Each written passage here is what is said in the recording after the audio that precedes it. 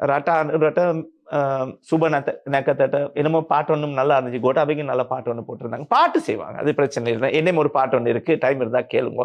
But இப்படி எல்லாம் நடக்கும் பொழுது அப்சோஸான இடம், அதாச்சும் ரொம்ப கவலைக்குரிய நிலைமைன்னா, இன்னைக்கு டாலர் 330 ரூபா ஆயிடுச்சு. கூடிய சீக்கிரமா 350க்கு போயிடும்.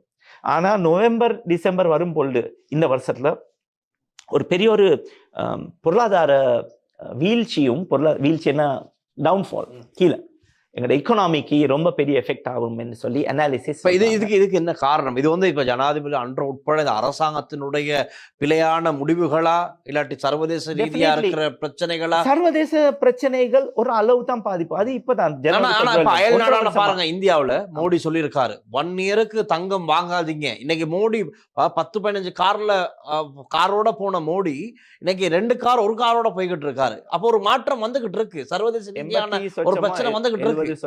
அந்த சில நேரத்துக்கு அந்த இந்தியா காங்கிரஸ் வீடியோஸ் வரும், சில நேரத்துக்கு மற்ற கட்சிகளோட வீடியோ வரும். மம்தா பானர்ஜி அதுல மோடி பிரதமர் அட்டகாச அந்த ஆடம்பரமான பொருளும் போடுவாங்க. ஏன் இப்ப இப்படி சொல்றாரு, 2 நிமிஷம் வந்து குஜராத்துக்கு போயிட்டு ரேலி ஒன்று வச்சாரு. அந்த மாதிரி பல வீடியோக்கள் நானும் பாக்குறது, நானும் கொஞ்சம் ஷேர் பண்ணுவேன், இன்ட்ரெஸ்டிங்கா இருக்கும்.